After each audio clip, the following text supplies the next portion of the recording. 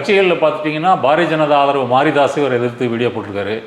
நாம் தமிழரில் இருக்கக்கூடிய சாட்டை திருமுருகனை வந்து எதிர்த்து வீடியோ போட்டிருக்கிறாரு. அதாவது கைதை ஆதரித்து வீடியோ போட்டிருக்கிறாங்க ரெண்டு பேரும். அப்புறம் பொதுவான ஜேர்னலிஸ்ட் அமைப்புகளும் கண்டிக்கலை. பொதுவான ஜேர்னலிஸ்ட்டு ஒன்று ரெண்டு பேரை தவிர பலரும் வந்து கண்டிக்கலை. அப்போ தனக்கு ஒரு சிம்பதி வேணும் என்பதற்காக இந்த கதையை வந்து அவர் உருவாக்க வந்து முயற்சி செய்கிறாரு. பேசின வழக்கறிஞர் வந்து வேலுமணியோட வழக்கறிஞர். பெண் காவலர்கள் வந்து தங்கள் பதவி உயர்வுக்காக வந்து அட்ஜஸ்ட்மெண்ட் பண்ணிட்டு போகிறாங்க ஒரு போலீஸ் ஆஃபீஸரோட இப்படின்னா அவர் பேசி கொச்சைப்படுத்தியிருக்கிறாரு. இது உண்மையிலேயே பெண் காவலர்கள் மட்டும் இல்லை, இந்த விஷயம் தெரிந்தவர்கள் எல்லாருமே 190 பேர் வந்து இதை கண்டனம் தெரிவிக்கிறாங்க. இப்போ எடப்பாடி வந்து சவுக்குக்கு இவ்வளவு லேட்டாக ஆதரவு தெரிவிக்கிறதுக்கு காரணம், இப்போ இவர் திமுகவை பற்றி ஒரு நிறைய ஊழல் சொல்லியிருக்காரு. செந்தில் பாலாஜியை பற்றி இவர் என்னெல்லாம் சொல்லியிருக்காரு. வீட்டை கட்டினாரு, டாஸ்மாகில் 10 ரூபா வாங்கியிருக்க, இதெல்லாம் இது கலெக்ஷன் முதல் குடும்பத்துக்கு போகுது. இது ஏதாவது ஆதாரப்பூர்வமாக நீதிமன்றத்தில் வழக்காக தொடுக்கப்பட்டிருக்குதா? நீங்கள் வெப்சைட்டை ஆரம்பித்ததுலேருந்து இது வரைக்கும் பேசியிருக்கிறது, நடந்துகிட்டு இருக்கிறது என்ன? அப்போ இதை வர வர மக்கள் வந்து புரிந்து கொண்டதின் காரணமாக கடலூரில் சிறையில் இருந்தபோது இருந்த ஆதரவு அவருக்கு இப்போ வந்து இல்லை. இவர் வந்து ஒரு தரகர் என்பதை வந்து மக்கள் உணர்ந்திருக்கிறாங்க. அவர் வந்து நீதிமன்றத்தில் வந்து புகார் செய்து வழக்கு பதிவு செய்து நான் இந்த மாதிரி லஞ்ச ஒழிப்புத்துறைக்கு புகார் கொடுத்து நடவடிக்கை எடுக்கலை, அதனால் நீதிமன்றம் இதுக்கு விசாரணை ஏற்பாடு செய்யணும் ஒரு வழக்கு கூட அவர் வந்து போடலை. அப்போ என்னென்னா ஒரு நரேஷன், ஒரு கருத்துருவாக்கம் வந்து செய்கிறது. ஆனால் அதில் அவர் தோல்வி அடைந்து விட்டார் அப்படின்றதான் இந்த தேர்தலுக்கு முக்கியமான சான்று.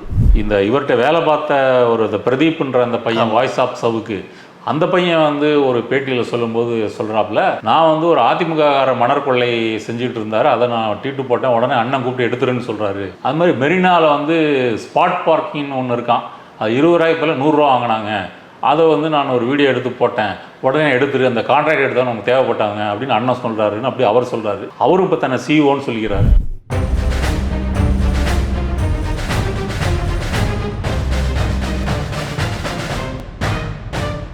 ரெட்ரோலுக்ஸ் நெஞ்சங்களுக்கு வணக்கம். நான் உங்கள் கார்த்திக். இன்றைய பொலிட்டிக்கல் பல்ஸ் நிகழ்ச்சியில் நம்மோடு இணைந்திருப்பவர் சமூக செயற்பாட்டாளர் திரு நாதன் அவர்கள். வணக்கம் சார். வணக்கம் சார். ரொம்ப பரபரப்பாக போயிட்டுருக்கக்கூடிய ஒரு விஷயம் அப்படின்னு பார்த்தீங்கன்னா, சவுக்கு சங்கர் அவர்களின் கைது தான் வந்து தமிழ்நாட்டில் இருக்கக்கூடிய ரொம்ப பரபரப்பான செய்தியாக இப்போதைக்கு இருக்குது அப்படின்னு சொல்லலாம். கைதுக்கு பிறகான சில விஷயங்கள் வந்து போயிட்டு இருக்கும்போது, நேற்றைய தினம் வந்து அவருடைய வழக்கறிஞர் வந்து அவரை வந்து அடிச்சிருக்காங்க, அவரை வந்து துன்புறுத்தியிருக்காங்க, அவரோட கையை உடைச்சிருக்காங்க அப்படின்னு சொல்லி நிறைய விஷயங்கள் வந்து செய்தியாளர் சந்திப்பில் சொல்லியிருந்தார். நிஜமாகவே சவுக்கு சங்கருக்கு அப்படி ஒரு நிலைமை ஏற்பட்டிருக்கா? அவருடைய கை உடைக்கப்பட்டிருக்கா? அவரை வந்து கட்டி வச்சு அவரை வந்து கையில் காலெல்லாம் வந்து அடிச்சிருக்காங்க அப்படின்ற மாதிரியான விஷயங்கள் நிறைய சொல்லியிருக்காரு. அது பொதுவெளியில் கொஞ்சம் பேசு பொருளாக மாறி இருக்குன்னு சொல்லலாம். எப்படி அடிக்க முடியும் அப்படின்ற ஒரு கேள்வியும் வந்திருக்கு. அடிச்சிருக்கவும் வாய்ப்பு இருக்குது அப்படின்னும் பேசப்படுது. உண்மை என்னவா இருக்குது சார்? உண்மை வந்து அப்படி எதுவும் அடிக்கிறது எதுவும் நடக்கலைங்க. உறுதியாக. ஏன்னா நீங்கள் இப்போ சவுக்கு சங்கர் வந்து யூடியூப் சேனலில் பேச ஆரம்பித்த பிறகு அவர் எல்லாத்துலேயும் ஒரு கதை சொல்லுவார். அந்த கதையில் வந்து உண்மையை நீங்கள் வந்து லென்ஸ் வச்சு தான் கண்டுபிடிக்கணும். உண்மையினுடைய தன்மை வந்து குறைவாக தான் இருக்கும். அதனால் நிறைய எடுத்துக்காட்டுகள் கொடுக்கலாம். மற்றபடி இந்த மாதிரி இவர் மேலே இப்படி நடக்கலைன்றதுக்கு என்ன காரணம்னா, முதல்ல சவுக்கு சங்கர் வந்து ஒரு நரேஷன் செட் பண்ண விரும்புகிறார். அவர் என்ன எதிர்பார்த்தார்னா, தான் கைது செய்யப்பட்ட பிறகு பல எதிர்கட்சிகள் வந்து இதை கண்டிப்பாங்க, பல ஜேர்னலிஸ்ட் இவங்கெல்லாம் கண்டிப்பாங்க அப்படின்னு எதிர்பார்த்தாரு. ஜேர்னலிஸ்ட் அமைப்புகள் கண்டிக்கும் அப்படின்லாம் எதிர்பார்த்தாரு. உதாரணமாக வந்து அண்ணாமலை வந்து அந்த நியூஸ் 18 பேசும்போது உதயநிதி ஸ்டாலின் பேசின பேட்டியை பல்லுப்படாமல் செஞ்சுருக்கிறாருன்னு கார்த்திகை செல்வனை பற்றி பேசினார். இதை எதிர்த்து பத்திரிகையாளர்கள் வந்து வள்ளுவர் கோட்டத்தில் வந்து போராட்டம் பண்ணாங்க. நான் கூட அதுக்கு போயிருந்தேன். அதில் பார்த்தீங்கன்னா இந்து என்றாம் வந்திருந்தார், நக்கீரன் கோபால் வந்திருந்தார், அப்புறம் பன்னீர்செல்வம், பல முன்னணியான பத்திரிகையாளர்கள் எல்லாம் வந்து கண்டனம் தெரிவித்தாங்க. இப்போ இவருக்கு ஏன் அப்படி ஒன்று நடக்கலை? அதே மாதிரி கட்சிகளில் பார்த்துட்டிங்கன்னா பாரதிய ஜனதா ஆதரவு மாரிதாஸ் இவர் எதிர்த்து வீடியோ போட்டிருக்காரு. நாம் தமிழரில் இருக்கக்கூடிய சாட்டை திருமுருகனை வந்து எதிர்த்து வீடியோ போட்டிருக்கிறாரு. அதாவது கைதை ஆதரித்து வீடியோ போட்டிருக்கிறாங்க ரெண்டு பேரும். அப்புறம் பொதுவான ஜேர்னலிஸ்ட் அமைப்புகளும் கண்டிக்கலை. பொதுவான ஜேர்னலிஸ்ட்டு ஒன்று ரெண்டு பேரை தவிர பலரும் வந்து கண்டிக்கலை. அப்போ தனக்கு ஒரு சிம்பதி வேணும் என்பதற்காக இந்த கதையை வந்து அவர் உருவாக்க வந்து முயற்சி செய்கிறாரு. பேசின வழக்கறிஞர் வந்து வேலுமணியோட வழக்கறிஞர். வேலுமணி வந்து யார்? அதிமுகவில் வந்து கோவை பகுதியில் உள்ள முக்கியமான தளபதி. அது கலெக்ஷனாக இருக்கட்டும் அல்லது கொங்கு பெல்ட் கண்ட்ரோல் வச்சுக்கிறதா இருக்கட்டும், அவர் எம்எல்ஏவாக ஜெயிச்சவர் தானே. இந்த 2021 அப்போ அவருடைய வழக்கறிஞர் தான் இந்த கதையை வந்து சொல்லுகிறார். இப்போ வேலுமணியினுடைய வழக்கறிஞர் சவுக்கு சங்கர் இப்படி அடிக்கப்பட்டாருன்னு சொல்வதற்கு காரணம் என்ன? வேலுமணியை வந்து சவுக்கு சங்கர் வந்து ஏடிஎம்கே பேரோலில் வந்து ஒரு மீடியா ஆரம்பித்து இந்த பாராளுமன்ற தேர்தல் வரைக்கும் தீவிரமாக பிரச்சாரம் செய்து எல்லாரும் ஏடிஎம்கேக்கு ஓட்டு போடுங்க, எடப்பாடி மாதிரி ஒரு ஆளுமையை நீங்கள் பார்க்க முடியாது சொல்லிட்டு ஓபிஎஸ் வந்து எவ்வளவு மட்டம் தட்டி பேசினார். அப்புறம் எடப்பாடிக்காக வந்து அவர் சீமானையும் அண்ணாமலையும் வந்து எதிர்த்து பேசியிருக்கிறாரு. எல்லாம் எடப்பாடி அஜெண்டாவுக்காக. அப்படி இருக்கும்போது அவங்க நேச்சுரலாக அவங்க வந்து உதவி செய்வாங்க. எடப்பாடி அவர்கள் கூட வந்து சவுக்கு சங்கர் அவர்களுக்கு ஆதரவாக வந்து ட்வீட் போட்டிருக்காரு. அதாவது அவர் பேசிய விஷயங்கள் வந்து கண்டனத்திற்குரியது தான், ஆனால் நீங்கள் வந்து அதற்காக வந்து கைது பண்ணல, வந்து நீங்கள் கருத்து சுதந்திரத்தை வந்து இது பண்ணியிருக்கீங்கன்ற மாதிரி ஒரு நெடிய விளக்கமெல்லாம் கொடுத்துருக்காரு அவரோட ட்வீட்டில். இதை எப்படி பார்க்கலாம்? இதுவே முரண்பாடாக இருக்க. பேசின விஷயம் தப்பு, ஆனால் கருத்து சுதந்திரத்துக்கு வந்து ஆபத்துன்னா பேசுனது தப்புன்னு சொன்னால் அதில் நிற்கணும். பேசுனது என்ன பேசியிருக்கிறாரு? இந்த மாதிரி வந்து பெண் காவலர்கள் வந்து தங்கள் பதவி உயர்வுக்காக வந்து அட்ஜஸ்ட்மெண்ட் பண்ணிட்டு போகிறாங்க ஒரு போலீஸ் ஆஃபீஸரோட இப்படின்னா அவர் பேசி கொச்சைப்படுத்தியிருக்கிறாரு. இது உண்மையிலேயே பெண் காவலர்கள் மட்டும் இல்லை, இந்த விஷயம் தெரிந்தவர்கள் எல்லாருமே 190 பேர் வந்து இதை கண்டனம் தெரிவிக்கிறாங்க. இப்போ எடப்பாடி வந்து சவுக்குக்கு இவ்வளவு லேட்டாக ஆதரவு தெரிவிக்கிறதுக்கு காரணம், முதல்ல கேட்டபோது என்ன சொன்னாருன்னா, அது எனக்கு தெரியாது, நான் என்னென்னு பார்த்துட்டு சொல்கிறேன் அப்படின்னு சொன்னார். ஏற்கனவே வந்து அவர் ஸ்டெர்லைட்டில் வந்து டிவியை பார்த்துட்டு தான் அங்கே துப்பாக்கி சூடு நடந்திருக்குன்னு சொன்னவராச்சே. இப்போ இவர் சவுக்குக்கு இவர் இப்படி சொல்ல வேண்டியது வந்து, சவுக்கோட முக்கியமான வேலையே வந்து திமுக ஆட்சி வந்தது பிறகு வந்து எடப்பாடியுடைய பேரோலில் வந்து அவங்க சேர்ந்துடுறாங்க. அப்போ அதன் மூலம் வந்து சவுக்குக்கு பணம் வருகிறது, ஆஃபீஸு, அப்புறம் அப்பார்ட்மெண்ட்டு, கார்கள், லோக்கலுக்கு ஒரு காரு, வெளியில் போகிறதுக்கு ஒரு காரு, பணம் புழங்குது. அப்போ அவங்க வந்து இவர் மூலமாக திமுக எதிர்ப்பை வந்து தமிழகத்தில் கட்டமைக்க முடியும், அப்புறம் வந்து திமுகவுக்கு எதிரான ஒரு கூட்டணி உருவாக்க முடியும். இந்த மாதிரியான வேலைகள் எல்லாம் வந்து சவுக்கு வந்து செய்கிறாரு. அப்படி இருக்கும்போது வந்து சவுக்குக்கு வந்து ஒரு பேரளவிலான சப்போர்ட் பண்ண வேண்டிய கடமை வந்து எடப்பாடிக்கு வந்து இருக்குது. இல்லை, பேரளவில் சப்போர்ட் அப்படின்றதுனா கூட ஒரு வழக்கறிஞர் சொன்ன விஷயத்தை வச்சுக்கிட்டு அவர் வந்து ஒரு ட்வீட் போட முடியும், அவர் எதிர்க்கட்சி தலைவராக அப்படி பண்ண முடியுமா? கண்டிப்பாக அவர் வந்து போட முடியும். ஏன்னா எடப்பாடிக்கு வந்து எந்த விவசாயமே கிடையாது. ஏன் கிடையாதுன்னு நான் சொல்கிறேன்னு சொன்னேன்னா, இப்போ சவுக்கு இருக்கிறது வந்து நீதிமன்ற காவல், ஜுடிஷியல் கஸ்டடியில் தான் உள்ளே வந்து இருக்கிறாரு. உள்ளே அவருக்கு ஏதாவது ஒன்று ஆச்சுன்னா அது பதில் சொல்ல வேண்டியது வந்து நீதிமன்றத்தினுடைய கடமை வந்து ஆயிடுது. நீதிமன்றத்தினுடைய ஒரு சார்பாக தான் வந்து அங்கே ஜெயில் சிஸ்டம் வந்து வேலை செய்யுது. ரெண்டாவது, இது ஒரு ஹை ப்ரொஃபைல் கேஸ். இப்படி இருக்கும்போது வந்து சவுக்கு மேலே உள்ள அடிக்கிறதோ இல்லை, இப்போ வார்டன்ஸ் வந்து அடிக்கலைன்றதை தாண்டி கைதிகளை செட்டப் பண்ணி கூட அடிக்க வைக்கலாமேன்னு ஒரு கேள்வி எழலாம். ஆனால் நம்ம தமிழக சிறையிலலாம் அந்த மாதிரியான வன்முறைகள் வந்து ரொம்ப குறைவு. சாதி ரீதியாக சென்சிட்டிவாக இருக்கக்கூடிய தென் மாவட்டங்கள் அப்படி இருந்துச்சுன்னா நீங்கள் பிரித்து எடுத்து திருச்சி அப்படின்னு வேறு ஜெயிலு கோவை அப்படின்னு சொல்லி போட்டுருவாங்க. அப்போ தமிழ்நாட்டில் அந்த மாதிரி இதுவும் வந்து குறைவு. ஜெயிலுக்குள்ளே நடக்கிற வயலன்ஸ் என்பது வந்து குறைவு. நீங்கள் சவுத் அமெரிக்காவை ஒப்பிடும்பொழுது, சவுத் அமெரிக்காலாம் பெரிய பெரிய பிரிசன் ரைட்ஸே வந்து அடிக்கடி நடக்கும். ஏராளமான பேர் வந்து கொல்லப்படுவாங்க. ஏன்னா ஜெயில் வார்டன்ஸ் யாரும் வந்து ஃபயர் ஆர்ம்ஸ் வந்து வச்சுருக்க மாட்டாங்க, லத்தி மட்டும்தான் வச்சுருப்பாங்க. கலவரங்கள் நடந்தால் அப்புறம் போலீஸ் உள்ளே வரும், துப்பாக்கி சூடு நடக்கும். இதெல்லாம் தென் அமெரிக்காவில் நிறைய நடந்திருக்குது. நம்ம தமிழகத்தில் அது மாதிரி வந்து நடக்கலை. இப்போ சவுக்கோடைய நோக்கம் வந்து இதுதான், நமக்கு சிம்பதி ஏற்படலை, இதன் மூலமாக ஒரு அனுதாபம் ஏற்படாதா அப்படின்றதுக்காக தான். இப்படி ஒரு விஷயம் சொல்லும்போது அது வந்து வெளியுலகுக்கு எப்படி எடுத்துக்கொள்ளப்படும்? இப்போது நீதிமன்றங்கள் போகும்போது அது தெரிஞ்சிடும் இல்லையா? இப்போ ஒரு 15 நாள் அவருக்கு ஒரு காவல் கொடுத்துருக்காங்க அப்படின்னா 15 நாள் கழித்து போகும்போது உங்களுக்கு என்ன அடிபட்டிருக்கு, ஏதாவது பண்ணாங்களான்னு கேட்கும்போது அவர் இப்போ போய் சொல்லுவார், ஆமாம் எனக்கு இதெல்லாம் பண்ணாங்கன்னு சொல்லுவார். ஆனால் நீதிபதி வந்து அவருடைய வாக்குமூலத்தை வைத்து அதை உறுதி செய்ய மாட்டார். அதை மெடிக்கல் எக்ஸாமின் பண்ணுங்க, அப்படி அதன் மூலம் கண்டுபிடிச்சிடலாம் இல்லையா? அப்படி தான் வந்து உறுதி பண்ணுவாங்க. சவுக்குக்கு வந்து இந்த மாதிரி பொய் பேசுவது, இந்த மாதிரி வந்து அவதூறு பேசுவது, வன்மத்தோடு பேசுவது என்பது முதல் முறை இல்லை. அவர் பணியிலிருந்து இடைநீக்கம் செய்யப்பட்டு வெளியே வந்து வெப்சைட்டெல்லாம் ஆரம்பித்த போதே சன் டிவியினுடைய ஒரு பெண் நியூஸ் ரீடர் வந்து ஒரு அவதூறு செய்து அவங்களுடைய சொந்த வாழ்க்கை பற்றியெல்லாம் வந்து எழுதி அவரை வன்மத்தோடு எழுதி அப்புறம் அவங்க கேஸ் போட்டு, அந்த கேஸில் தான் இவருடைய வெப்சைட்டை வந்து தடை செய்ய சொல்லி நீதியரசர் செல்வம் வந்து உத்தரவிடுறார். அதனால் இது வந்து முதல் முறை இல்லை. ரெண்டாவது வந்து நீதிபதிகள் அட்ஜஸ்ட் பண்ணிட்டு தான் வந்து அந்த ஓஏக்கள் வந்து இருக்கிறாங்கன்னு பேசி அது இவருக்கு 6 மாதம் சிறை தண்டனை கொடுக்கப்பட்டு 2 மாதம் சிறையில் வந்து இருந்திருக்கிறார். அதனால் இது முதல் முறை இல்லை. அதனால் இவர் வந்து திரும்ப திரும்ப இந்த தவறுகளை செய்கிறதுனால இது இவர் வந்து ஒரு ஹேபிச்சுவல் அஃபெண்டர் அப்படின்னு வந்து சொல்லலாம். அதனால் வேலுமணியுடைய வக்கீல் நேற்று கோவை முன்னாடி வந்து பத்திரிகையாளர்களை சந்தித்து சவுக்கினுடைய கதையை வந்து சொல்லியிருக்கிறாரு. இது அப்பட்டமான பொய்ன்னு சொல்கிறீங்க. அதில் ஆதாரம் அந்த வக்கீலுடைய வாதத்திலே ஒரு கருத்து சொல்கிறாரு. என்னென்னா, இவர் சவுக்கு கடலூர் சிறையில் இருந்த பொழுது செந்தில் அப்படின்றது தான் சூப்பரண்டா. அதே செந்தில் தான் வந்து கோயம்புத்தூரில் இருக்கிறாரு.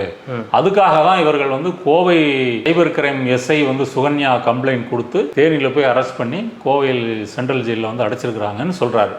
அப்போ ஒரு நிருபர் வந்து கேட்குறாரு, அப்போ வேற ஜெயில் மாத்துறது கேட்பீங்களா? எந்த ஜெயில் போனாலும் இன்னொரு செந்தில் இருப்பார்ல, எந்த ஜெயில் போனாலும் அது தமிழக அரசினுடைய சிறை தானே, தமிழ்நாடு போலீஸ் தானே. அப்போ என்னென்ன, அப்போ நீங்கள் சொல்கிறதுலே முரண்பாடாக இருக்குல்ல. இதை ஒத்துக்கிட்டீங்க அப்படின்னா நீங்கள் செந்தில் விவகாரத்தை வந்து நீங்கள் சொல்லியிருக்க வேண்டிய அவசியம் இல்லை. செந்திலை சொன்னீங்கன்னா வேற சிறை மாற்றுறதை பற்றி நீங்கள் வந்து கருத்து சொல்லணும். அப்போ அவர் தன்னளவிலே முரண்பட்டு சொல்கிறார் என்பது இதற்கு ஒரு உதாரணம். ஏற்கனவே ஒரு தடவை கைது செய்யப்பட்டிருக்கார், இப்போ மீண்டும் கைது செய்யப்பட்டிருக்கு அப்படின்னும் போது உள்நோக்கம் கற்பிக்கணுமா இதுக்கு, இந்த கைதுக்கு? ஏன்னா ஏற்கனவே கைது செஞ்சப்ப ரெண்டும் தன்மை அவதூறு ஒன்று தானே. அதுவும் பெண்களை குறித்து இழிவாக பேசியிருக்கிறாரு, இதுவும் பெண்களை குறித்து இழிவாக பேசியிருக்காரு. அப்போ அந்த கைதுக்கும் இப்போ நடந்த கைதுக்கும் உள்ள இதை எப்படி பார்க்குறீங்க? ஆதரவுன்றது எப்படி இருக்குது, எதிர்ப்புன்றது எப்படி இல்லை? போன கைதில் வந்து சவுக்குக்கு வந்து ஓரளவு சிம்பதி வந்து ஏற்பட்டது. சமூக வலைத்தளங்களில் வந்து ஒரு செக்ஷன் வந்து அவரை ஆதரிச்சாங்க. ஆனால் இப்போ அந்த ஆதரவு என்பது வந்து ஒரு சுத்தமாக இல்லை. ஒரு விரல் விட்டு எண்ணக்கூடிய ஒரு சிலரை தவிர. அதுக்கான காரணம் என்னவா இருக்கு? காரணம் என்னன்னா, இவர் வந்து பத்திரிகையாளர் இல்லை, இவர் விசில் ப்ளோயர் இல்லை, இவர் ஒரு அஜெண்டாவுக்காக வேலை செய்கிறாரு. இவர் வந்து இந்த பாராளுமன்ற தேர்தலில் எடப்பாடி ஏடிஎம்கேக்கு ஓட்டு போடுங்க, அவங்க தான் ஜெயிக்கணும், எடப்பாடி ஒரு பெரிய ஆளுமை, அப்புறம் ஓபிஎஸ்ஸை வந்து திறந்தாழ்த்தினதாக இருக்கட்டும், இதற்காக வந்து பிஜேபி நாம் தமிழரெல்லாம் ஒரு விமர்சனம் பண்ணதாக இருக்கட்டும், திமுக பற்றி சொல்லவே வேண்டியதில்லை. அப்போ இவர் வந்து ஒரு ஜேர்னலிஸ்ட் இல்லை, பொலிட்டிக்கல் ஜேர்னலிஸ்ட் இல்லை, அவர் ஒரு இன்ஃப்ளூயன்சர் அப்படின்றது மாதிரி. இன்ஃப்ளூயன்ஸ்ன்றது ரொம்ப கௌரவமான வார்த்தை. என்ன கேட்டிங்கன்னா அது ஒரு புரோக்கர் வேலை தான். ஒரு தரகர் வந்து என்ன செய்வார்? நீங்கள் கேட்கலாம், இது பிரசாந்த் கிஷோர் இந்த வேலையை செய்யலையா? பிரசாந்த் கிஷோர் செய்கிற வேலை வந்து என்னென்னா எலெக்ஷன் ஸ்ட்ராட்டஜி, தேர்தலுக்கான ஒரு உத்திகளை வகுக்கிறது. என்ன மாதிரி பிரச்சாரம் பண்ணலாம், எந்த செக்ஷன் எப்படி பண்ணலாம், என்ன மாதிரி சமூக வலைத்தளங்களை எப்படி பயன்படுத்திக்கலாம், எந்த தொகுதி வந்து வீக்காக இருக்குது, எந்த தொகுதி உங்களுக்கு வந்து ஃபேவராக இருக்குது, இதை பற்றி ஆய்வு செய்து ஒப்பீனியன் வந்து சொல்கிறது தான் அவங்களுடைய வேலை.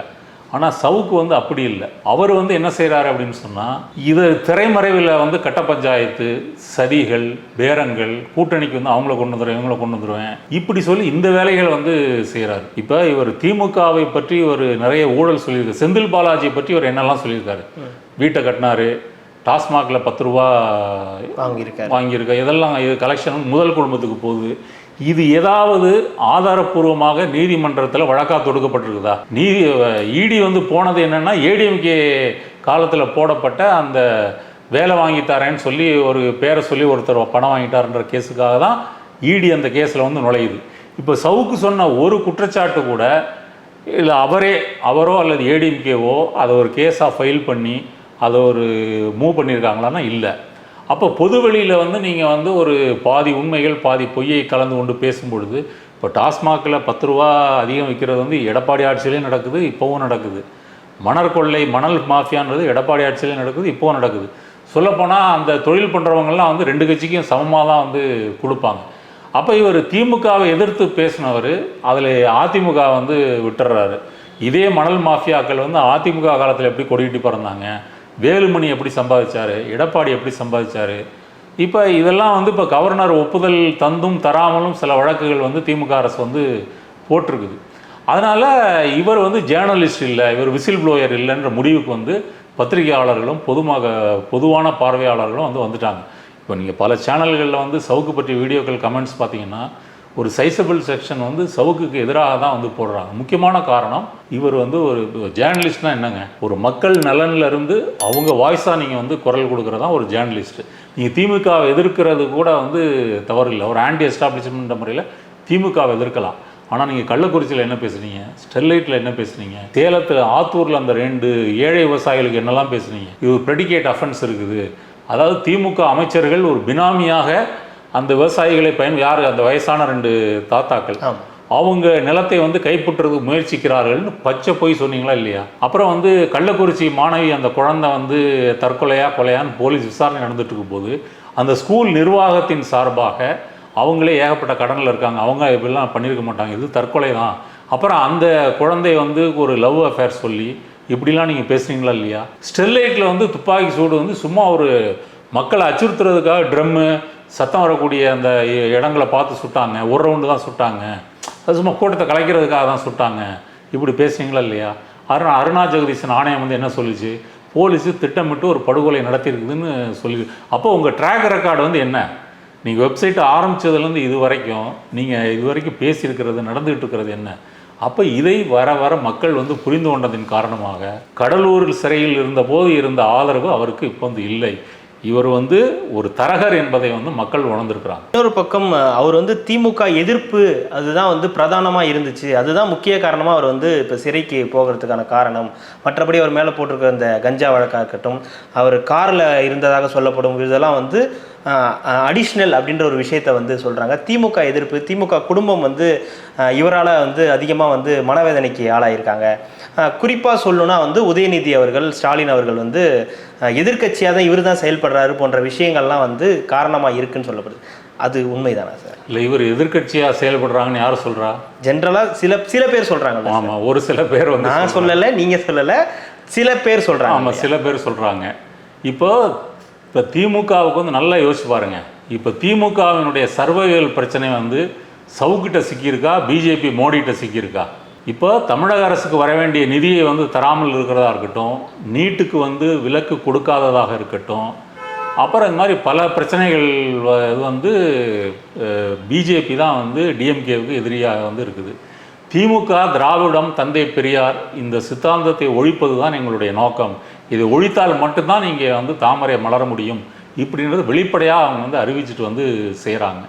அப்புறம் மோடி இங்கே வந்து வந்தால் வந்து ஃப்ரண்டெல்லாம் யாரை அட்டாக் பண்ணுறாரு? அவர் வட இந்தியாவில் வந்து இந்துத்துவா, காங்கிரஸ் முஸ்லீம்களுக்காக செயல்படுதுன்னு பேசுகிறாரு.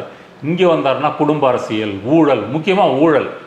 இப்போ செந்தில் பாலாஜி வழக்கில் இடி வந்ததாக இருக்கட்டும், இந்த பிஎம்எல்ஏ கேஸு அப்படின்றதே மணி லாண்ட்ரிங்கிறதே தீவிரவாதிகள் தங்களுடைய தீவிரவாத நோக்கத்துக்காக, பயங்கரவாதத்திற்காக பணத்தை வந்து, கருப்பு பணத்தை வந்து கொண்டு வந்து மாற்றுறாங்க, இதெல்லாம் கண்டுபிடிக்கிறன்றதுக்காக தான் அந்த சட்டமே கொண்டு வந்தாங்க. இப்போ செந்தில் பாலாஜி வந்து பயங்கரவாதியா, அரவிந்த் கெஜ்ரிவால் வந்து பயங்கரவாதியா, ஹேமந்த் சோரன் பயங்கரவாதியா? செந்தில் பாலாஜியினுடைய அந்த ஊழலுடைய தொகை வந்து எவ்வளவு? 1.5 கோடி. இப்போ 1.5 கோடிக்கு வந்து இடி வந்து இங்கே வந்து வருது. அப்போ திமுகவுக்கு பிரதானமான எதிரியாக பாரதிய ஜனதாவாக இருக்கும் பொழுது சவுக்கெல்லாம் ஒரு ஆளே கிடையாதுங்க. அப்போ நம்ம சமூக ஊடகங்களில் வாழ்கிறதுனால இதுதான் உலகம் நம்ம நினச்சிடக்கூடாது. உலகம், களம், யதார்த்தம் என்பது வந்து வேற.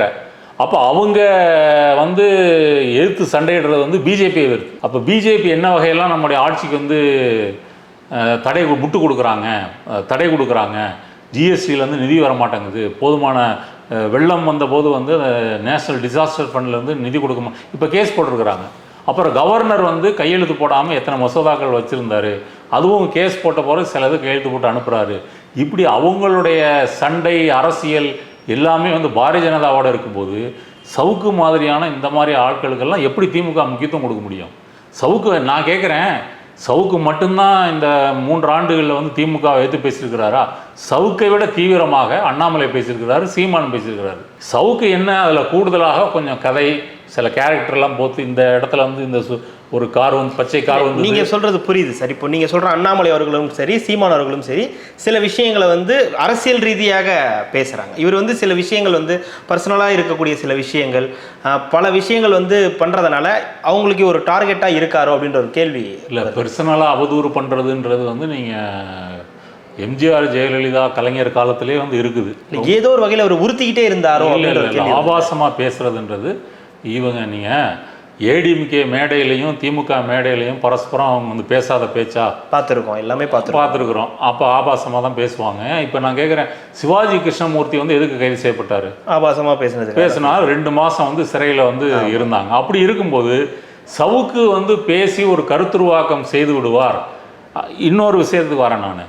இப்போ சவுக்கு வந்து தீவிரமாக திமுக எதிர்க்கிறார்ல, அப்போ திமுக 40 தொகுதியில் தோற்றுருமா? சொல்லுங்கள். வாய்ப்பில்லை. அப்போ சவுக்கோட வாய்ஸுக்கு வந்து என்ன மதிப்பு இருக்குது? அப்போ மக்கள்கிட்டே அப்படி ஏதோ ஒரு வகையில் ஒரு பர்சன்டேஜ், ஒரு 2%, 3% ஒரு ஓட்டு சரிவை வந்து ஏற்படுத்துகிறாரோ? இல்லை சார், ஒரு களங்கத்தை ஏற்படுத்துறது அப்படின்ற மாதிரி வச்சுக்கலாம். மக்கள் வந்து தெளிவாக இருக்கிறாங்க. மக்கள் வந்து அரசியலை மக்களை வந்து நம்ம முட்டாளன்னு நினைக்கக்கூடாது. நம்ம சமூக வலைத்தளங்கள்லேருந்து மக்களை வந்து பார்ப்பது என்பது வேறு. இப்போ யோகேந்திர யாதவ்னு அந்த முன்னாள் செஃபாலஜிஸ்ட்டு வட இந்தியாவில் வந்து எப்படி வந்து பாரதிய ஜனதா, அதாவது பாரதிய ஜனதாவுடைய இந்துத்துவ அரசியல் ராமர் கோயிலெலாம் பின்னுக்கு போய் நார்மல் பொலிட்டிக்ஸ்ன்றது வந்திருக்கு, மக்கள் விலைவாசி வேலையின்மை இந்த கேண்டிடேட் சரியில்லை இதெல்லாம் பேசுகிற இதுதான் வழக்கமான அரசியல் வந்திருக்கிறாங்க இப்படி சொல்கிறாங்க. ஆனால் நமக்கு டிவி மூலமாகவும் என்ன சித்தரிக்கப்படுது. அப்போ சவுக்கு சங்கர் வந்து அவர் பேசுகின்ற யூடியூப் சேனலில் நீங்கள் சொல்வது போல் முதலமைச்சர் குடும்பத்தை பற்றி உதயநிதி பற்றி இந்த மாதிரிலாம் அவர் பேசியிருக்கிறாரு, தனிப்பட்ட முறையில் அவதூறாக பேசியிருக்கிறாரு, வன்மத்தோடு பேசியிருக்கிறாரு. நான் முன்னையே சொன்னது போல் ஒரு ஊழல் குற்றச்சாட்டு கூட அவர் வந்து நீதிமன்றத்தில் வந்து புகார் செய்து வழக்கு பதிவு செய்து நான் இந்த மாதிரி லஞ்ச ஒழிப்புத்துறைக்கு புகார் கொடுத்து நடவடிக்கை எடுக்கலை, அதனால் நீதிமன்றம் இதுக்கு விசாரணை ஏற்பாடு செய்யணும் ஒரு வழக்கு கூட அவர் வந்து போடலை. அப்போ என்னென்னா ஒரு நரேஷன் ஒரு கருத்துருவாக்கம் வந்து செய்கிறது. ஆனால் அதில் அவர் தோல்வி அடைந்து விட்டார் அப்படின்றதான் இந்த தேர்தலுக்கு முக்கியமான சான்று. அதுதான் அதோட விளைவு தான் இந்த நேற்றைய தினம் வந்து இந்த பத்திரிகையாளர் சந்திப்பு அவருடைய வழக்கறிஞர். ஆமாம், அதனுடைய விளைவு தான். இப்போ சவுக்கை பொறுத்த வரைக்கும் வந்து இந்த அவர் எதிர்பார்த்த மாதிரி வந்து அதிமுக வந்து இந்த தேர்தலில் வந்து வெற்றி பெறுவதற்கு வாய்ப்பு இல்லை. 2000 வருவது என்பது வந்து சில தொகுதிகளில் வரும், சில இடங்கள் வராது. இந்த பிரச்சனை வந்து இருக்குது. இவர் எடப்பாடிக்கு வாக்கு கொடுத்த மாதிரி நான் வந்து திருமாவை கூட்டு வந்துடுவேன், காங்கிரஸை கூட்டு வந்துடுவேன், எதுவும் வந்து நடக்கலை. ரெண்டாவது மதன் ரவிச்சந்திரன் வீடியோக்கள் மூலமாக இவர் முக்குலத்தோர் எதிரியாக எப்படி எடப்பாடி எதிர்க்கிறார் அப்படின்றது வந்து வெளியாயிருச்சு. இதே ரெட்பிக்ஸ் சேனலில் சவுக்கும் இவரும் வந்து பேசும்போது அந்த முக்குலத்தோர் மக்களை எப்படி இழிவாக பேசியிருக்கிறாங்க ஓப்பன் ஃபோரத்தில் அப்படின்றதும் வெளியே வந்திருக்குது. அப்போ இவர் இந்த மாதிரி பேச காரணம் வந்து என்னென்னா நம்ம நினச்சது ஒன்றும் நடக்கலை. ரெண்டாவது இந்த இடைக்காலத்தில் அவர் பெற்ற புகழ் இருக்கு இல்லையா, தன்னை ஒரு பெரிய சூப்பர்மேன் மாதிரி நினச்சிக்கிட்டு நம்ம காலடியில் தான் தமிழ்நாடு அரசியல் வந்து விழுந்து கிடக்குது. அதனால் என்ன வேணால் பேசலாம், என்ன வேணால் நீதிபதிகளை பேசலாம், பெண்காவலர்களை பற்றி பேசலாம், முக்குலத்தோர் சமூகத்தையும் பேசலாம், என்ன வேணால் பேசலாம், யாரும் நம்மளை வந்து ஒன்றும் செய்ய மாட்டாங்க அப்படின்னு ஒரு முக்தி நிலை ஜென் நிலையை வந்து அடைஞ்சிட்டாரு.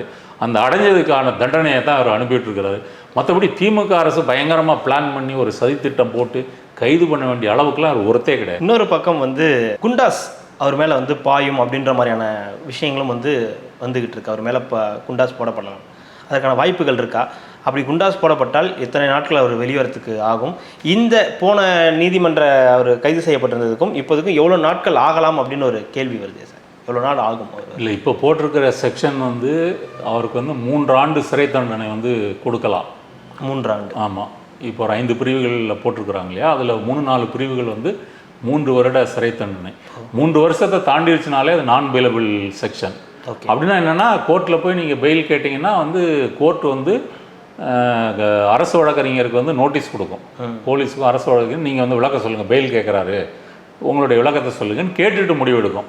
பெயிலபிள் செக்ஷன்னா நீதிமன்றமே முடிவெடுத்து வந்து பெயில் கொடுத்துருக்கிறது எல்லாமே பெயிலபிளா நான் பெயிலபிள் கேஸ் தான். ஒரு 3-4 கேஸ், அந்த உமன் ஹராஸ்மெண்ட் ப்ரொஹிபிஷனாக இருக்கட்டும், ஐடி ஆக்டாக இருக்கட்டும், இதெல்லாமே இதுதான். அப்போ வந்து இரண்டாவது ஒரு ஹேபிச்சுவல் அஃபெண்டர் அப்படின்றத வந்து அவருடைய ஹிஸ்ட்ரியே வந்து சொல்லுது. இன்னும் இவர் மேலே பதியப்பட்டு பல வழக்குகள் இருக்கலாம். ரெண்டாவது ஒரு G2 மாதிரி வந்து பல நிறுவனங்கள் முதலாளிகள்கிட்ட வந்து இவர் பேரம் பேசினது, சிலருக்கு ஃபேவராக நடந்துக்கிட்டது, அவனுக்காக சிலரை வந்து ஊழல்னு சொல்லி அம்பலப்படுத்துறது, இந்த மாதிரி நிறைய சிக்கல்களில் மாட்டியிருக்காரு. அவங்க எல்லாமே கேஸ் வந்து கொடுத்துருப்பாங்க. இந்த இவர்கிட்ட வேலை பார்த்த ஒரு பிரதீப்ன்ற அந்த பையன் வாய்ஸ் ஆஃப் சவுக்கு, அந்த பையன் வந்து ஒரு பேட்டியில் சொல்லும்போது சொல்கிறாப்புல, நான் வந்து ஒரு அதிமுககார மணற்கொள்ளை செஞ்சுட்டு இருந்தார், அதை நான் டீட்டு போட்டேன், உடனே அண்ணன் கூப்பிட்டு எடுத்துருன்னு சொல்கிறாரு. அது மாதிரி மெரினாவில் வந்து ஸ்பாட் பார்க்கிங்னு ஒன்று இருக்கான், அது 20 ரூபாய்க்கு போல் 100 ரூபா வாங்கினாங்க, அதை வந்து நான் ஒரு வீடியோ எடுத்து போட்டேன், உடனே எடுத்துரு அந்த கான்ட்ராக்ட் எடுத்தால் நமக்கு தேவைப்பட்டாங்க அப்படின்னு அண்ணன் சொல்கிறாருன்னு அப்படி அவர் சொல்கிறாரு. அவரும் இப்போ தன்னை சிஓன்னு சொல்லிக்கிறாரு. அப்போ ஒரு சிஓ பற்றி இன்னொரு சிஓ வந்து இப்படி அம்பலப்படுத்துகிறாரு. அப்போ நான் வந்து உங்களுடைய நோக்கம் என்ன? நீங்கள் ஒரு தரப்புக்காக இன்னொரு தரப்பை வந்து நீங்கள் வந்து டிஃபேம் பண்ணுறீங்க, ஒரு தரப்புக்காக இன்னொரு இதை வந்து நீங்கள் அவதூறு பண்ணுறீங்க, ஒரு தரப்புக்காக பணம் வாங்கிட்டு இன்னொரு தரப்பு வந்து ஒன்றும் இல்லைன்னு சொல்கிறீங்க. அப்போ இப்படிப்பட்டவங்கள்லாம் வந்து கடைசியில் போய் சேர வேண்டிய இடம் வந்து இதுதான். இப்போ குண்டர்கள் சட்டத்தை பொறுத்த வரைக்கும் இவர் தொடர்ந்து குற்றங்களை செஞ்சிட்ருக்கிறாரு அப்படின்ற முகாந்திரத்தில் வந்து போட முடியும். அப்படி போடுவாங்களா என்னன்னு எனக்கு வந்து தெரியலை. இப்போ இவ்வளோ ரெண்டாவது சவுக்கு சங்கர் வளர்ந்ததே போலீஸை வச்சு தாங்க. போலீஸில் இருக்கக்கூடிய ஒரு பிரிவு, போலீஸ்லேயும் அதிகார வர்க்கத்துலேயும் வந்து ஒரு பிரிவு இருக்கும். ஒரு பிரிவுக்கு இன்னொரு பிரிவு வந்து ஆகாது. அப்போ ஒரு பிரிவு வந்து இவரை வந்து பகடைக்காயாக வந்து பயன்படுத்திக்கிட்டு இவரும் அதை வாலண்டியராக வந்து ஏன்னா நம்ம நிறைய சோர்ஸ் அங்கேருந்து வருது அப்படின்னு விசுவாசத்தோடு அவங்களுக்கு வந்து வேலை பார்க்குறாரு. அதனால் வந்து இது மேற்கொண்டு வந்து குண்டாஸ் வந்து போடுறதுக்கான முகாந்திரங்கள் அவருடைய இதில் வந்து இருக்குது. போட்டாலும் எப்படி போட்டாலும் போடலைன்னாலும் அவர் வந்து சில மாதங்கள், ஒரு குறைந்தபட்சம் 2 மாதங்களுக்கு மேலேயாவது வந்து அவர் சிறையில் இருக்க வேண்டியிருக்கும். ரெண்டாவது போலீஸு வந்து ரொம்ப அடி வாங்கிட்டாங்க அவர்கிட்ட. நீங்கள் திமுகவை விட போலீஸ் அதிகாரிகளும் குறிப்பாக பெண் காவலர்களும் இவர் பேசின பேச்சில் வந்து உண்மையிலேயே அவங்க வந்து வருத்தம் அடைஞ்சிருக்காங்க. இது இப்போ போலீஸையும் தாண்டி பொதுமக்கள் மத்தியிலையுமே வந்து இந்த பெண் காவலர்களுக்கான சப்போர்ட் வந்து இப்போ அதிகரிச்சிட்டு இருக்குது. அதனால் இந்த முறை வந்து போலீஸ் வந்து சட்டப்படி வந்து அவரை வந்து தண்டிப்பதற்கு வந்து தீவிரமாக முயற்சி செய்வாங்கன்னு தான் தோணுது. மிக்க மகிழ்ச்சி சார், நன்றி. இவ்வளோ நேரம் உங்களுடைய நேரத்தை ஒதுக்கி எங்களுக்காகவும் ரெட்ரோலுக்ஸ் நேயர்களுக்காகவும் பல்வேறு கருத்துக்களை பகிர்ந்தமைக்கு ரெட்ரோலுக்ஸின் சார்பாக மிக்க நன்றி. வாய்ப்பளித்தமைக்கு நன்றி.